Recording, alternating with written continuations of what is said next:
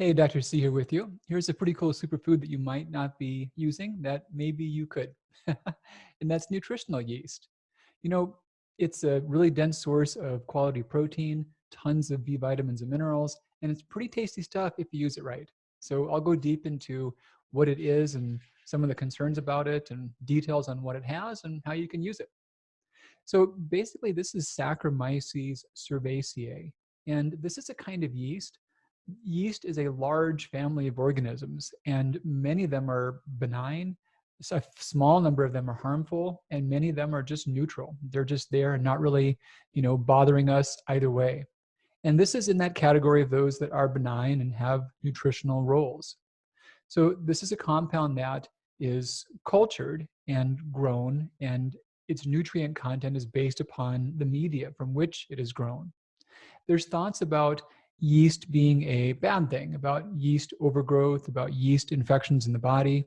And it's true, they happen, but it's a broad category, yeast is. So nutritional yeast is not a type of yeast that causes harm to the body. In the same way that we do not fear Lactobacillus acidophilus, but we do fear E. coli 0-52, 0:52. I think that was the one that was implicated in some severe fatal foodborne illness cases. However, they're all bacteria. There's good bacteria and bad bacteria. And with yeast, there's a lot of neutral ones, there's some good ones, and there are some harmful ones.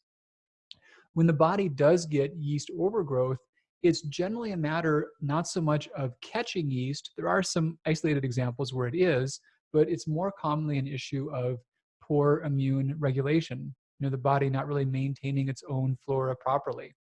And that's the case when we're thinking about systemic and the gastrointestinal versions of that.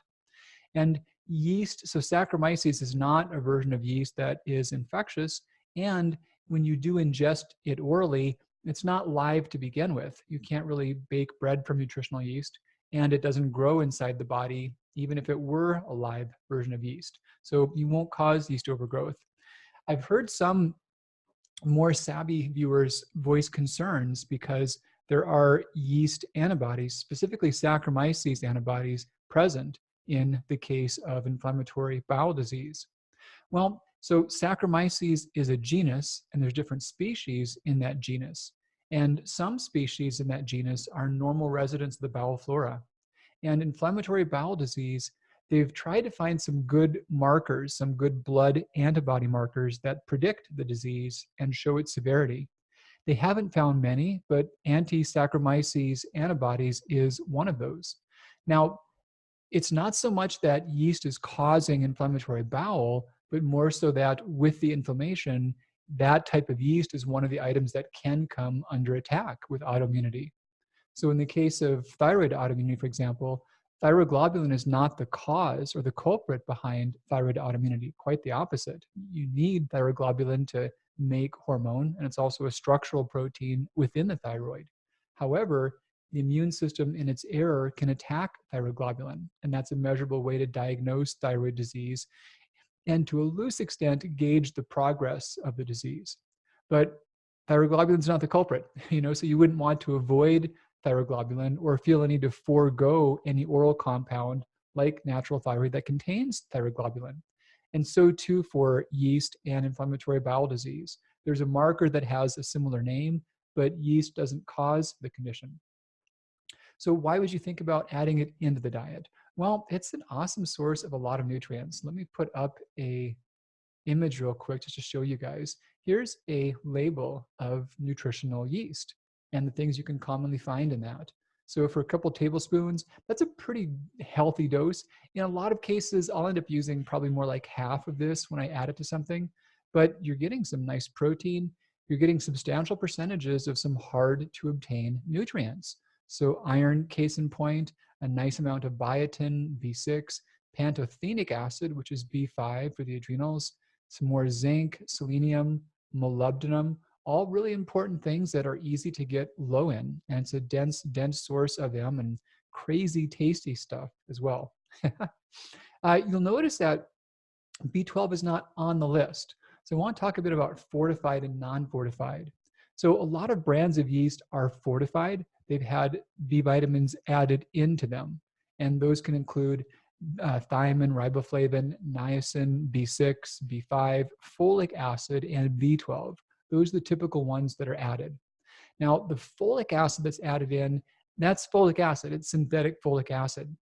And if you've seen some of my work on methylation, you might know that that's good to avoid for those that could have issues with poor methylation.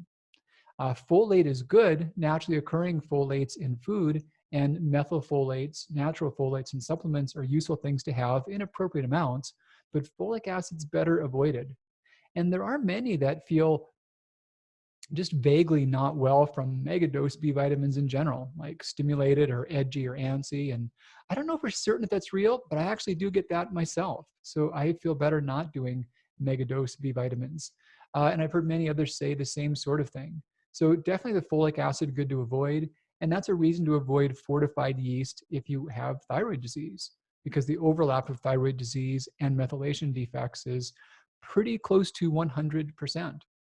So fortified yeast is often talked about as a source of B12 for vegans. However, it's worth knowing that the B12 is not naturally part of the yeast.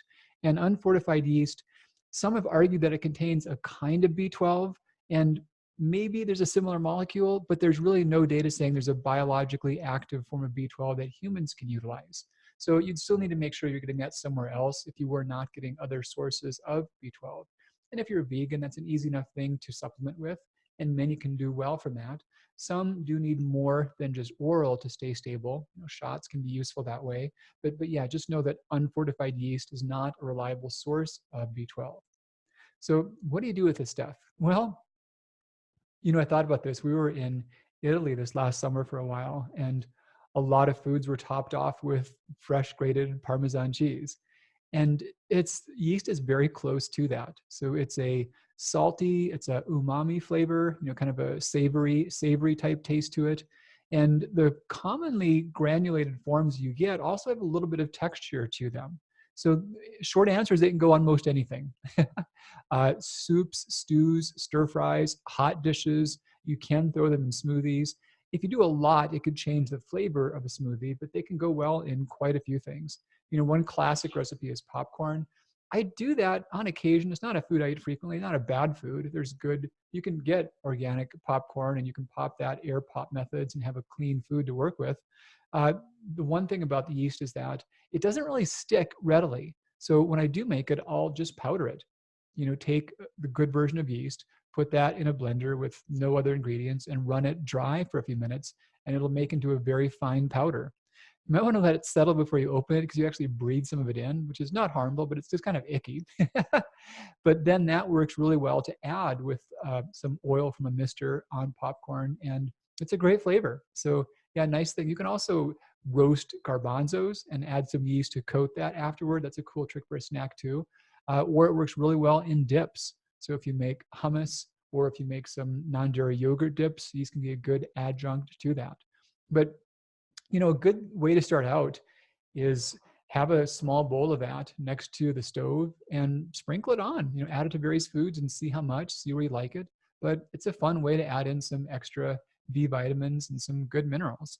Iron is a tricky one, and zinc can be a tricky one too. They're ones we can easily get low in. So this is a great option to make sure you're less apt to fall behind on those particular nutrients.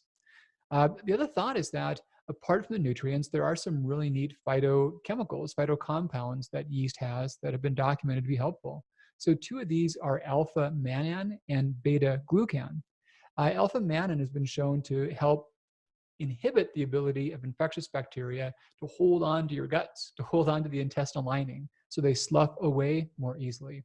And beta-glucans, lots of data from those in oats, they're known to help regulate immunity, take away tendencies towards autoimmunity. They also lower LDL cholesterol. They also decrease inflammation in general. So lots of benefits from these other compounds. So in terms of types that are unfortified, I'd love your feedback if you've seen other brands. To date, I've only seen one brand that's not fortified. If you look closely on the label of yeast, it'll have nutritional yeast, then it might say synthetic B vitamins, and that means it's fortified. So the only one I've seen that's not is called Sari's brand, S-A-R-I.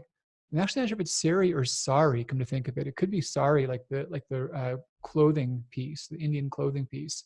So In any case, I'm not making money for them or pitching for them, but that's one company I've seen make a non-fortified yeast. And it's good stuff. I've used it for many years. You can see that in a lot of your bigger health food grocery stores, Whole Foods or Sprouts around here, or online like Amazon. Pretty easy stuff to find and pretty cost effective. So have some fun with yeast in the meantime, and I'll see you again real soon. Bye-bye.